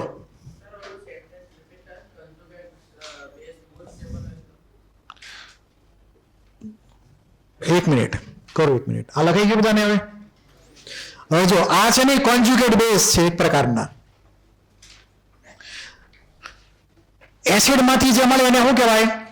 બેઝ. H પ્લસ ગયા પછી તો આ બંને કોન્જ્યુગેટ બેઝ છે એના કરસ્પોન્ડિંગ એસિડના. તો આ લોકો બેઝ તરીકે બિહેવ કરી કે કેમ કે એ લોકો લોન પેર છે, લોન પેર બીજા કોકને આપી શકાય જોતી હોય તો. એટલે કે ઇમેજિન કરો અહીંયા જે લખેલું છે એ પ્રમાણે આ જો બે બાજુ રિએક્શન દેખાય છે તમને, બે બાજુ રિએક્શન છે, બેકવર્ડે છે ને ફોરવર્ડે છે. આ લોન પર પાછી H+ મળે તો વળી પાછું CHCl3 બની જાય. તો આ ટાઈપની રિએક્શન કહેવાય રિવર્સિબલ રિએક્શન, બે બાજુ થઈ શકે. તો ફોરવર્ડ રિએક્શનમાં H+ રિલીઝ થયો તો CHCl3 કેવો થયો? એસિડ. પરંતુ બેકવર્ડ રિએક્શનની અંદર આ CCl3 માઇનસ H+ પોતે લઈ લે છે તો H+ એક્સેપ્ટ કરી બેઝ કહેવાય, અથવા પોતે લોન પર H+ ને આપે છે તો એ પણ બેઝ થયો. તો CCl3 માઇનસ એ બેઝ છે અને CF3 માઇનસ એ બેઝ છે. બેમાંથી જે બેઝ વધારે સ્ટેબલ હોય એની લોન પર વધારે ફરતી હોય. લોન પર વધારે ફરે એટલે એને ટાઈમ નો H+ હારે ભાગવાનો અથવા H+ ની હારે જવાનો. તો H+ પાછો લઈ નો કે એકવાર આપ્યા પછી પૂરું થઈ ગયું. તો H+ જો ન લઈ શકે પાછો, અને પાછો જો એ ક્લોરોફોર્મ ન બની શકતો હોય તો CHCl3 મોર એસિડિક થયો, કેમ કે H+ એનો રિલીઝ થઈ ગયો, પાછો નહીં બને પાછો ફરીવાર. એટલે કે CCl3 માઇનસ H+ પાછો લેવાની ટેન્ડન્સી ઓછી ધરાવે, એટલે કે ઓછો બેઝ થઈ ગયો, વીક બેઝ થઈ ગયો કમ્પેરિઝનમાં. એટલે અહીંયા બેઝ સ્ટ્રેન્થનો ઓર્ડર જુઓ, CCl3 minus less than CF3 minus થયું, કેમ કે H+ પાછો લઈ શકશે નહીં, કેમ કે એની લોન પર કન્ટિન્યુઅસલી ફર્યા કરે છે. જ્યારે અહીંયા CF3 માઇનસમાં બેક બોન્ડિંગ થવાનું છે નહીં, તો લોન પર લોકેલાઇઝ છે, નેગેટિવ ચાર્જ લોકેલાઇઝ છે, જેથી કરીને ફટાફટ H+ ને આપી શકાય. એટલે કે આ થઈ ગયો સ્ટ્રોંગર બેઝ. અને સ્ટ્રોંગર બેઝ હોય તો એવા કેસમાં એ વધારે માત્રામાં બેકવર્ડ રિએક્શન કરે, ફોરવર્ડ ઓછી કરે. એટલે CH3 થઈ ગયો વીકર એસિડ ઉપરવાળા કરતા. તમારે અહીંયા સુધીનું લખી નાખવાનું આ જે પોઈન્ટ છે એ. આ પાછું એક્ઝામ્પલ અલગ છે. તો આમાં કોઈને કઈ ડાઉટ હોય તો બોલી જાઓ. CF3 minus versus CCl3 minus. એટલું. પછીનો સેકન્ડ કેસ છે R3C માઇનસ. R3 એટલે માન લો કે R બરાબર મિથાઇલ બની લ્યો તો 3 મિથાઇલ જોઈન કરો C માઇનસ આરે, અને અહીંયા મિથાઇલ એટલે સાયનાઇડ મૂકી દો. તો આપણે એ પ્રમાણે એને ઇમેજિન કરીએ શેપ કેવો થશે.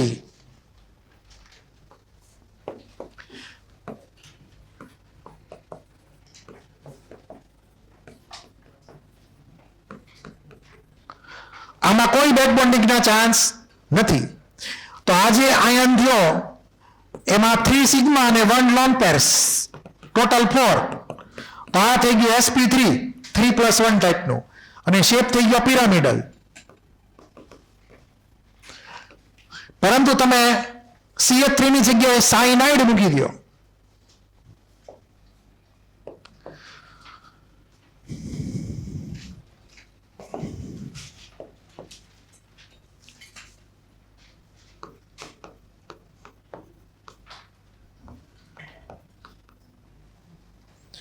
તો એનો શેપ થોડોક અલગ રીતનો આવશે.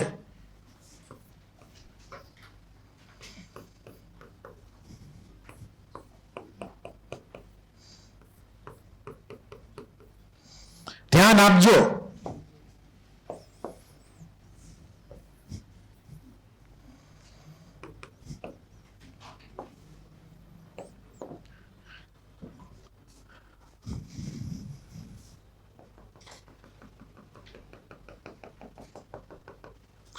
આને આખું એક સિંગલ ગ્રુપ તમારે ગણવાનું. આપણે આગળ એક ટોપિક આવશે જેને કહેવાય મોલેક્યુલર ઓર્બિટલ થિયરી, કે જેમાં બે એટમ જે છે, બે અલગ અલગ એટમ, એની એટમિક ઓર્બિટલ મિક્સ થાય. બે અલગ અલગ એટમની એટમિક ઓર્બિટલ, અને એમાંથી નવી ઓર્બિટલ બને જેને કહેવાય મોલેક્યુલર ઓર્બિટલ, આણ્વીય કક્ષક. હાઇબ્રિડાઇઝેશનમાં આપણે એક જ એટમની અલગ અલગ ઓર્બિટલને મિક્સ કરાવતા હતા. ધારો કે બોરોન તો બોરોનની બધી ઓર્બિટલ, એમ બીજા કોઈની નહીં, બરાબર. અહીંયા આપણે અલગ અલગ એટમની એટમિક ઓર્બિટલને કમ્બાઈન કરાવીને નવી ઓર્બિટલ બનાવવાની. હવે આખા મોલેક્યુલની ઓર્બિટલ થઈ ગઈ. એ આપણે અલગ થિયરીમાં ભણવાનું આવશે. તો આજે સાયનાઇડ ગ્રુપ જે છે C≡N, એમાં એક ઓર્બિટલ જે છે એનો હું શેપ ડ્રો કરું છું.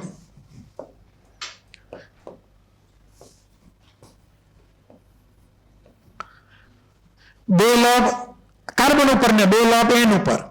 થોડા ક્રોસમાં રાખવાના એકબીજાથી આગે. અહીંયા પ્લસ મૂકો તો આ બાજુ માઇનસ મૂકવાના, અહીંયા માઇનસ મૂકો તો આ બાજુ પ્લસ મૂકવાના.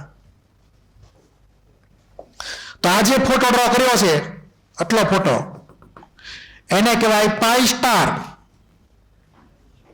પાઈની માથે સ્ટાર કરવાનો એને કહેવાય પાઈ એન્ટી બોન્ડિંગ. એન્ટી બોન્ડિંગ મતલબ બંધ બનાવવાનો વિરોધ કરે. પણ કોની વચ્ચે બંધ ન બનવા દે? કાર્બન ને એન વચ્ચે બંધ ન બનવા દે. કેમ કે જો પ્લસ માઇનસ છે, બેના સિમેટ્રી ઓપોઝિટ છે એટલે મેચ નથી થવાના, બોન્ડ બનાવવાનો વિરોધ કરશે. પરંતુ બીજા કોઈ બોન્ડ ફોર્મેશનમાં જોઈન થઈ શકે પાછું. ક્લિયર? તો આની અંદર કાર્બન જે છે એની લોન પેર સી માઇનસ વાળી અને સાયનાઇડની pi star molecular orbital anti bonding પ્રકારની, એને ઘણીવાર લખવામાં આવે pi ABMO, anti bonding molecular orbital ABMO. તો અહીંયા જે બોન્ડ બનશે એ પાઈ બોન્ડ જનરેટ થશે, નવો એક પાઈ બોન્ડ બે કાર્બન વચ્ચે. તો અહીંયા જો આ બેનો સેટિંગ થવા માંડે તો નાઇટ્રોજનને ગમે કે ન ગમે? નાઇટ્રોજનને ગમે નહીં. તો અહીંયા ટોટલ બોન્ડ તો કાર્બનના 4 જ હોય ને, ટોટલ બોન્ડ. તો તમે ધારો કે આ બાજુ ડબલ બોન્ડ કરો તો અહીંયા કેવો આવે? ડબલ બોન્ડ આવે. તો વચ્ચેનો કાર્બન 4 જ બોન્ડ થવાના છે ગમે એ કેસમાં. એટલે થશે એવું કે અહીંયા બેક બોન્ડિંગ થયું, પણ બેક બોન્ડિંગમાં ધ્યાન રાખવાનું આપણે આની પહેલાના બધા કેસમાં એટોમિક ઓર્બિટલ યુઝ કરી હતી, જે તે એટમની લોન પેરની આરે. આ કેસમાં લોન પેરની આરે આવશે pi star anti bonding molecular orbital. એ ડિફરન્સ છે અહીંયા. અને આને આપણે આખી થિયરી ભણવાની બાકી છે, આનો શેપ કેવી રીતે આવ્યો એમાં હમણાં પડવાની જરૂર છે નહીં. પણ એટલું ક્લિયર છે કે આમાં બેક બોન્ડિંગ થઈ ગયું. એટલે તમે એવું ઇમેજિન કરી શકો કે અહીંયા ડબલ બોન્ડ થઈ ગયો તો આપણને આવો એક ફોટો મળી શકે.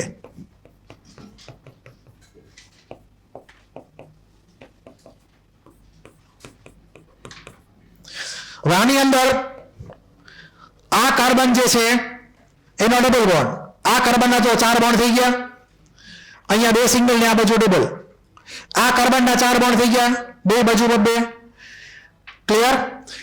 નેગેટિવ ચાર્જ આવી ગયો નાઇટ્રોજન ઉપર.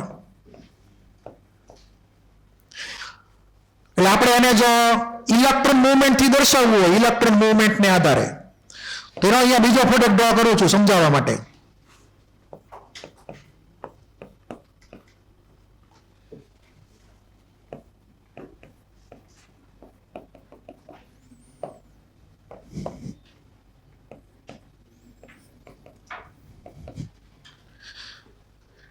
લોન પેરનો ઉપયોગ કાર્બન કાર્બન વચ્ચે બોન્ડ બનાવવામાં થયો, જેથી કરીને આ ડબલ બોન્ડ બની ગયો. પછી આ ટ્રિપલ બોન્ડમાંથી એક પાઈ બોન્ડ તૂટી ગયો અને ડબલ બોન્ડ થઈ ગયો, અને એ ઇલેક્ટ્રોન વયા ગયા નાઇટ્રોજનની ઉપર. નાઇટ્રોજનની ઉપર ઓલરેડી એક લોન પેર તો પહેલેથી હતી જ તે. આ એક બીજી લોન પેર આવી ગઈ, 2 લોન પેર થઈ ગઈ with negative charge. Overall charge -1 રહેશે. એટલે આપણે હવે આ સાઈડના સાઇનાઇડ આરે બેક બોન્ડિંગ કરાવવું, પછી આ બેને વારો આવશે એ પ્રમાણે. એટલે કન્ટિન્યુઅસલી તમે ચેક કરશો તો આ જેટલા એટમ અહીંયા લખેલા છે બધા એક જ પ્લેન છે. કેમ કે આ સાઈડનો એંગલ તમને ખબર છે કેટલો થાય? 180 થાય. આ 180. આ કાર્બન sp2 થઈ ગયો તો એના બાકીના 3 કાર્બન એક જ પ્લેનમાં હોય. આ નાઇટ્રોજન એ સેમ પ્લેનમાં કાર્બન આરે. તો ઓવરઓલ આખો મોલેક્યુલ પ્લેનર થઈ ગયો, અથવા એનાયન પ્લેનર થઈ ગયો આખો. આવું જે છે એ ફર્સ્ટ કેસમાં થતું નતું. જોઈએ તમે કાર્બન મિથાઇલ મૂકેલું હોય ત્યારે. એટલે કે આ જો કેસ હોય તો એ હશે પિરામિડલ, પરંતુ તમે સાયનાઇડ કનેક્ટ કરો 3 મિથાઇલની બદલે તો એ થઈ જાય પ્લેનર. એટલે તમને એક્ઝામમાં પૂછે કે આ CN⁻C- એ પર્ટિક્યુલર આયનની અંદર number of atoms in the same plane કેટલા હશે? તો ટોટલ એટમ કેટલા થયા જોવા બધાના? 7 એટમ થયા. તો મેક્સિમમ 7 એટમ એક જ પ્લેનમાં હશે આની અંદર. આમાં એ પ્રમાણે થશે નહીં. કોઈને કઈ ડાઉટ હોય તો બોલી જાઓ. છે કોઈને કઈ ડાઉટ? લખાઈ ગયું?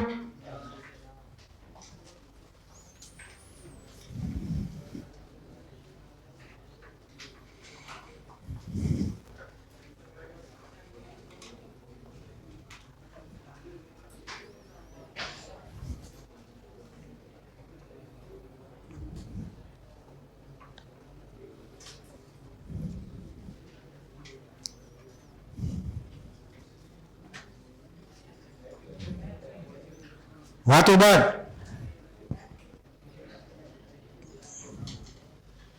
તો આ એક્ઝામ્પલ ખાસ યાદ રાખજો. આ બધા એડવાન્સ માટેના જ એક્ઝામ્પલ છે. મેઇનમાં આટલું બધું અઘરું આવે નહીં. મેઇનમાં અમુક સિમ્પલ આવશે. જે આપણે થોડુંક આગળ હમણાં ભણવાનું થશે એ બધું સિમ્પલ છે.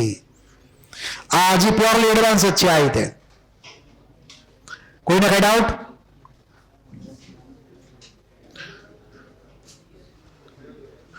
તો આ બધા કેસ આપણા કમ્પ્લીટ. હવે ટિપિકલમાં ટિપિકલ કેસ જે આપણે ખરેખર મેઇન એક્ઝામમાં પણ આવે. કેમ કે આ કન્ટેન્ટ જે છે ઇનડાયરેક્ટલી બીજા એક ચેપ્ટરમાં પણ આવે છે, પી બ્લોકના ચેપ્ટરની અંદર. કેમિકલ બોન્ડિંગનું ચેપ્ટરના છેડા બધી જગ્યાએ અડતા હશે. એટલે આ ચેપ્ટર બહુ મોટું ચેપ્ટર છે. એટલે તમે ચેપ્ટરની સંખ્યા ઉપર નહીં જતા કે કેટલા ચેપ્ટર પૂરા થયા. અમુક લોકોને ટેવ હોય ચેપ્ટર નંબર ચેક કરે, કેટલા ચેપ્ટર પૂરા થયા, 5, 6, એની ઉપરથી નક્કી કરે. એ ચેપ્ટરનું કન્ટેન્ટ ન જોવે, ચેપ્ટરનો નંબર જોવે. ક્લિયર છે? તો ક્યારેય તે જે ફાઇટ થતી હોય, વોર થતી એમાં નંબર ઇમ્પોર્ટન્ટ નથી, સ્ટ્રેન્થ ઇમ્પોર્ટન્ટ છે. એક બાહુબલી આખી સેનાને પહોંચી વળે. ક્લિયર? એટલે આ ચેપ્ટર આખો કેમિસ્ટ્રીનું સૌથી મોટું ચેપ્ટર છે. કેમ કે એના છેડા બધી જગ્યાએ અડવાના છે, જ્યાં જોઈને બધી જગ્યાએ. અને આ ચેપ્ટર તમને જો નહીં આવડે અથવા કાચું રહી જશે તો એની તમને છાંટા બધા ચેપ્ટરમાં ઉડવાના. એટલે ચોથું ચેપ્ટર તો હરખી રીતે કરવું જ પડે. કેમ કે એના કન્સેપ્ટ ઓર્ગેનિકમાં ભરપૂર માત્રામાં ઉપયોગ થવાના છે. આ બધું ઓર્ગેનિકમાં વારે ઘડીએ તમને ભટકાશે જે હશે એ. આપણે જે 1-2 ટોપિક ભણવાના બાકી છે, રેઝોનન્સ ને બધા, એનો આપણે એમાં ઇનડાયરેક્ટલી ઉપયોગ કરશું. હવે આ પર્ટિક્યુલર ટોપિક તમારે જેડબી મેઇનમાં માનવાનો, એડવાન્સમાં માનવાનો. Back bonding with halogens, ClBr iodine as donor atom. આપણે અગાઉ BF3 ની વાત કરી નાખી હતી. BF3 માં ફ્લોરિન ડોનર હતો. પણ માની લો કે આપણે BF3 ની બદલે BCl3 લઈએ અથવા BBr3 અથવા Bi3, તો એ બધા આગળ લોન પેર છે, એ બધા હેલોજન છે ફ્લોરિનની જેમ. તો એ લોકોને ચાન્સ છે કે બેક બોન્ડ કરીએ. કે પણ ડિફરન્સ ક્યાં આવશે? તો કે બેક બોન્ડિંગના એક્સટેન્ટમાં ડિફરન્સ આવશે. ધારો કે અહીંયા પહેલો કેસ લઈએ તો બોરોન ને ફ્લોરિનની અંદર બોરોનની 2p અને ફ્લોરિનની 2p હતી.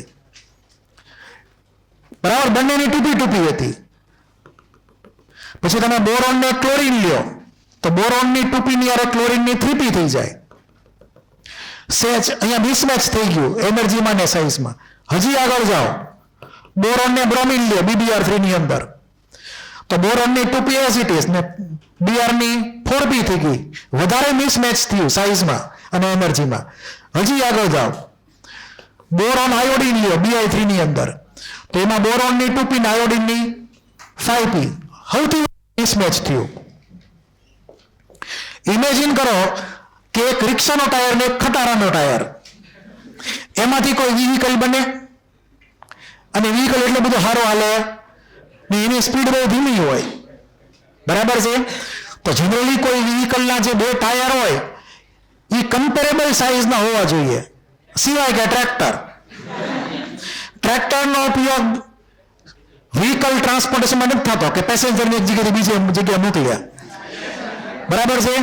એ માલ સામાનની હેરફેર માટે છે મૂળ તો ટ્રેક્ટર, અને ખેતીમાં કામ લે એની માટે. એમાં સ્પીડ ઇમ્પોર્ટન્ટ નથી.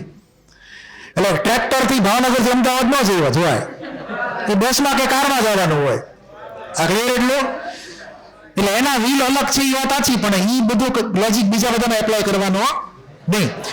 તો ટાયર જો સિમિલર સાઇઝના હોય તો વ્હીકલ વધારે સારી રીતે વધારે સારી સ્પીડથી હાલી શકે. બરાબર, એની જે મેક્સિમમ સ્પીડ હોય અહીંયા એ જ પ્રમાણે છે કે ઓર્બિટલની સાઇઝ અને એનર્જી જેટલી વધારે મેચ થાય એટલું વધારે માત્રામાં બોન્ડિંગ થાય. એટલે આપણે જ્યારે F થી Cl, Cl થી Br અને Br થી આયોડિન ગયા, એટલે કે BF3 માંથી BCl3 માં, BCl3 માંથી BBr3 માં અને ત્યારબાદ BI3 માં ગયા, તો એક્સટેન્ટ ઓફ બેક બોન્ડિંગ કેવું થયું? ઘટતું ગયું. એક્સટેન્ટ ઓફ બેક બોન્ડિંગ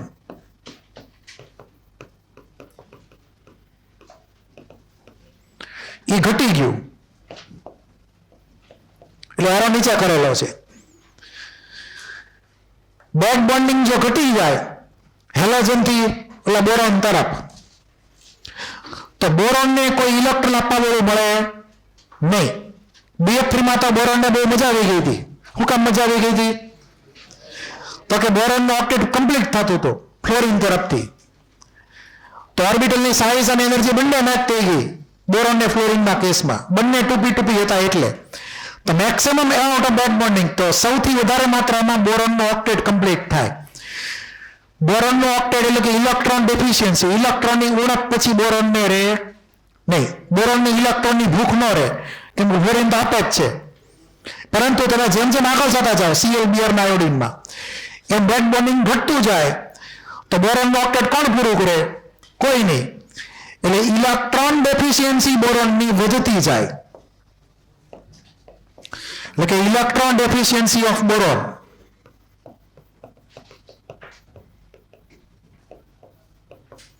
ઈ વધે. ઇલેક્ટ્રોન ડેફિશિયન્સી વધે બોરોનની, તો એની પર્સનલ ઈચ્છા અન્ય કોઈ આગળથી લોન પર લેવાની વધતી જાય. અન્ય કોઈ આગળથી, અન્ય એટલે સમજી ગયા ને? હા. તો BI3 ની અંદર બેક બોન્ડિંગ મિનિમમ થયું, એટલે બોરોનની ડેફિશિયન્સી જે હતી, ઇલેક્ટ્રોનની ઉણપ જે હતી એ પૂરી થાય નહીં. તો એને ઇલેક્ટ્રોન લેવાની બહુ ઈચ્છા છે, તો કંઈક નવો આયન ગોતે કોક, તો આ પોતે સ્ટ્રોંગર લુઈસ એસિડ બને. એટલે કે Louis acid strength, electron pair સ્વીકારવાની ક્ષમતા અથવા સ્વીકારવાની વૃત્તિ, tendency two gain electron pair, એટલે કે લુઈસ એસિડ સ્ટ્રેન્થ એ વધતી ગઈ. તો આ ત્રણનો લુઈસ એસિડિટીનો ઓર્ડર તમને લખીને આપેલો છે અહીંયા. BF3 less than BCl3 less than, એ પ્રમાણે Br ના આયોડિન લખીએ કાંઈ પ્રમાણે. તો સૌથી સ્ટ્રોંગેસ્ટ લુઈસ એસિડ થઈ ગયો BI3, વીકેસ્ટ થઈ ગયો BF3, કેમ કે એને બોરોન ઇલેક્ટ્રોન મળી ગયા છે ફ્લોરિન તરફથી, એને એટલી બધી કોઈ ચિંતા છે નહીં. આ તમારે ખાસ યાદ રાખવાનું. પછી બીજું ખાસ કે અહીંયા બોરોન ને ફ્લોરિનમાં માની લો કે 100% બેક બોન્ડિંગ માની લઈએ 100%, તો બોન્ડ ઓર્ડર કેટલો થતો હતો? યાદ છે બોન્ડ ઓર્ડર? 1.33.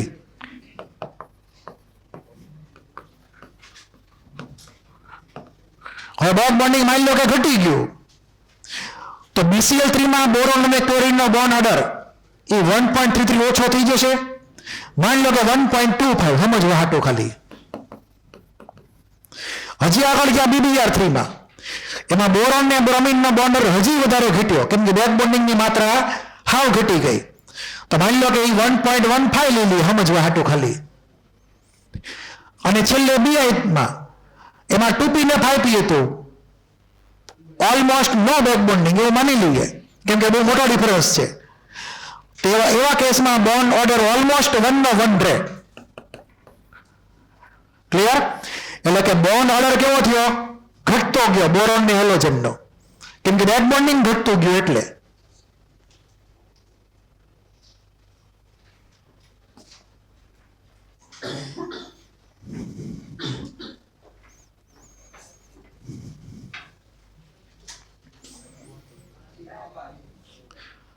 આમાં કોઈને કઈ ડાઉટ? 5-10 મિનિટની વાર છે હજી, બોલો.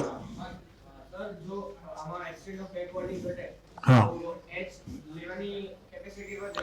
હાઇડ્રોજન લેવાની નહીં, ઇલેક્ટ્રોન લેવાની ટેન્ડન્સી બધી.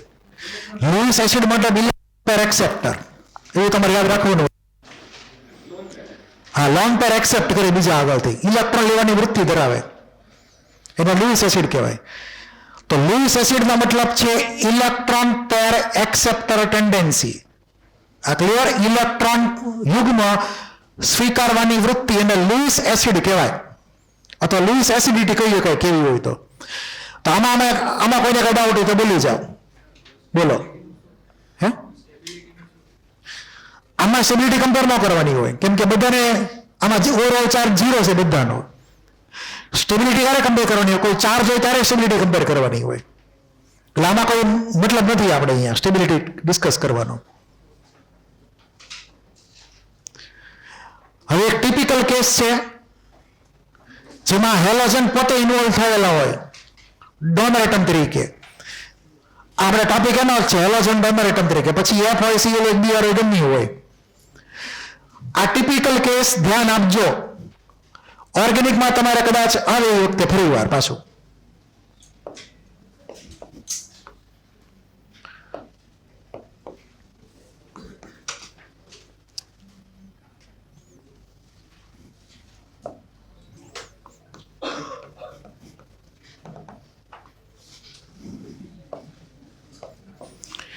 કાર્બિન, કાર્બિનને કહેવાય divalent carbon.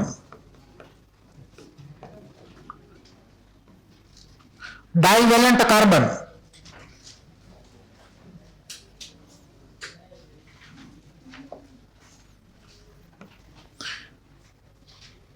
with one lone pair.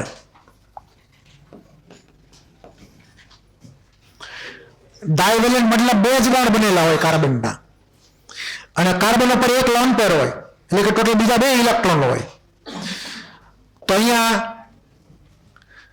CH2 લઈએ,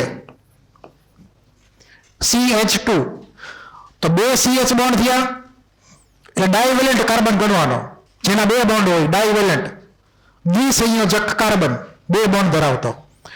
અને કાર્બનની ઉપર એક લોન પેર છે, એટલે ઓરિજિનલી કાર્બનના પોતાના 4 વેલેન્સ ઇલેક્ટ્રોન હતા, એમાંથી 2 વપરાઈ ગયા, 2 હાઇડ્રોજન હારે, હજી 2 વધ્યા, એટલે કે એક લોન પેર થઈ. તો જ્યારે આવો કેસ આવે ત્યારે એનું જનરલ નામ છે કાર્બિન.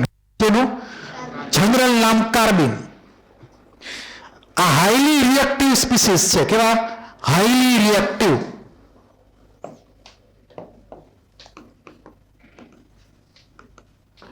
આ બોટલમાં પેક કરી શકાય નહીં, રિએક્શન દરમિયાન જ બને અને તરત વપરાઈ જાય, જીવી શકે નહીં જરાય. પહેલો CH2 છે, પછી CCl2 અને CF2.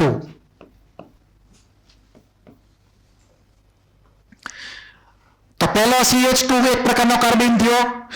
CCl2 નું નામ કહેવાય ડાઇક્લોરોકાર્બિન. શું કહેવાનું એને? ડાઇક્લોરોકાર્બિન. 2 CH એટલે ડાઇક્લોરો કીધું. CF2 ને કહીએ કાંઈ ડાઇફ્લોરોકાર્બિન, અને એકલો CH2 હોય with lone pair on carbon, તો આપણે એને કાર્બિન કહીશું જનરલ કેસમાં. તો ઇન શોર્ટ જનરલી બધા કાર્બિન જ થઈ ગયા with minor change in name. હવે આ ત્રણેયની અંદર કાર્બન આપણે માની લઈએ sp2 માં. કેમાં માની લઈએ? અહીંયા કાર્બન બધામાં sp2 માં છે, એટલે કાર્બનના 2 સિગ્મા ને એક લોન પેર.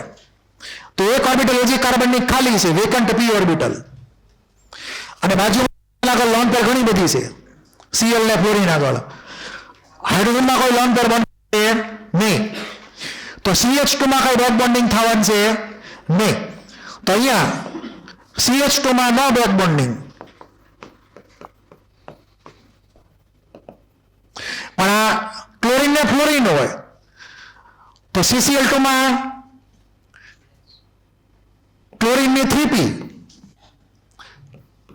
અને કાર્બનની 2p, એની વચ્ચે બેક બોન્ડિંગ થાય. ક્લોરીનની 3p ઓર્બિટલ અને કાર્બનની 2p ઓર્બિટલ, એની વચ્ચે બેક બોન્ડિંગ થયું. CF2 ની અંદર ફ્લોરિનની 2p અને કાર્બનની એ તો 2p.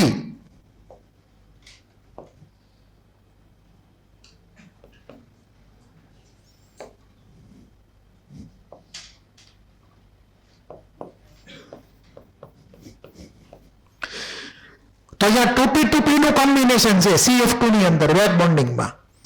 CCl2 માં 3p2p નું કોમ્બિનેશન છે. વધારે કયું સારું ગણાય? 2p2p, કેમ કે બંને સેકન્ડ પિરિયડના છે અને સાઇઝ અને એનર્જી મેચ થઈ ગઈ ઓર્બિટલની. તો 2p2p ટાઈપનો જે બેક બોન્ડિંગ હશે CF2 ની અંદર વધારે પાવરફુલ છે. એટલે કે કાર્બનને ઇલેક્ટ્રોન મળશે ફ્લોરિન તરફથી.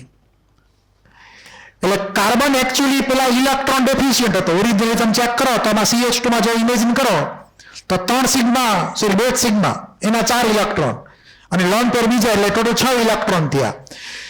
તો ત્રણેયમાં કાર્બનનો ઓક્ટેટ ઇનકમ્પ્લીટ છે. 6 જ ઇલેક્ટ્રોન છે કાર્બનની આજુબાજુમાં. એટલે પહેલા કેસમાં તો બેક બોન્ડિંગ થવાનું છે એની. તો કાર્બન રિમેન્સ ઇલેક્ટ્રોન ડેફિશિયન્ટ. ઇલેક્ટ્રોનની ઉણપ ધરાવતા કાર્બન હશે એનું ઓક્ટેટ ક્યારેક પૂરું નહીં થાય. પરંતુ Cl ને F વાળા કેસમાં બેક બોન્ડિંગ થશે ટેમ્પરરી, જેથી કરીને એનું ઓક્ટેટ કમ્પ્લીટ થશે થોડીક મુવમેન્ટ માટે. ફ્લોરિન વધારે માત્રામાં બેક બોન્ડ કરે Cl કરતા, જેથી કરીને CF2 છે મોર સ્ટેબલ થઈ જાય. કેવો થઈ જાય? More stable.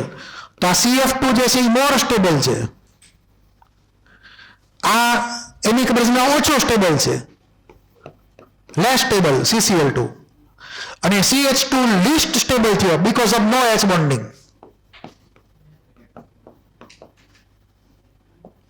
એટલે તમને એક્ઝામમાં પૂછે ઓર્ડર ઓફ સ્ટેબિલિટી.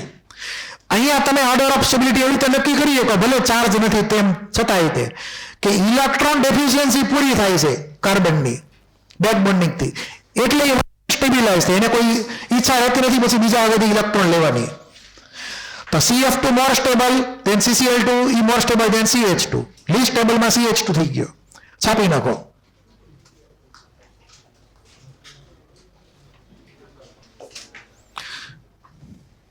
આ છેલ્લો પોઈન્ટ છે.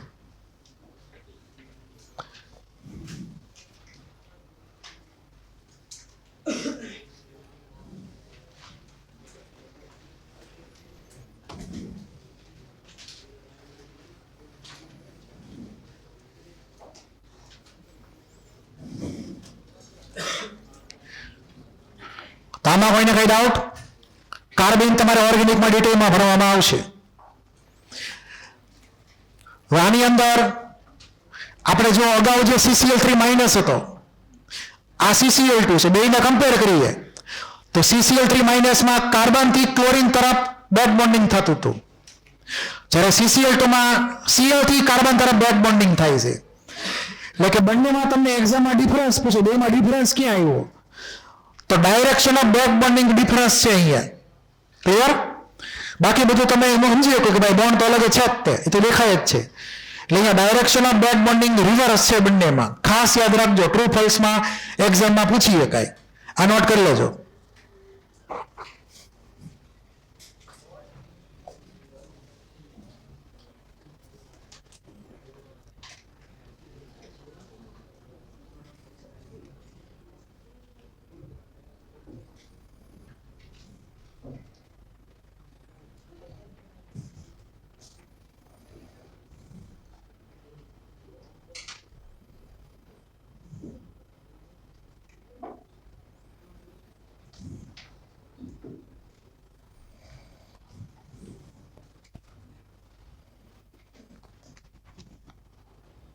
હોમવર્કમાં આજનું બોર્ડ વર્ક, બેક બોન્ડિંગનો ટોપિક કમ્પ્લીટ. આવતીકાલથી નવો ટોપિક શરૂ થશે. હા, બુધવારે, બુધ અને ગુરુ મારા લેક્ચર આવશે. પછી શુક્ર શનિ તમારે ડાકરાસુરના લેક્ચર ઓર્ગેનિકના. અને તમારે આ વખતે WOT-માં એક તો કેમિકલ બોન્ડિંગનું જે કન્ટેન્ટ હોય ભણ્યા એ, પછી હારે તમને બીજું કાંઈ લખીને આપ્યું હતું. કયું ચેપ્ટર છે એની સિવાયનું? Mole concept chapter. અને હારે ઓર્ગેનિક સમજી લેવાનું એ પ્રમાણે. તો આમાં કોઈને કઈ ડાઉટ? તો આ ટોપિક આપણો પૂરો બેક બોન્ડિંગમાં આગળ બીજું કઈ છે નહીં. આ બેક બોન્ડિંગનો ઉપયોગ આગળ જતા ગમે એને ઓર્ગેનિકમાં થશે એ પ્રમાણે.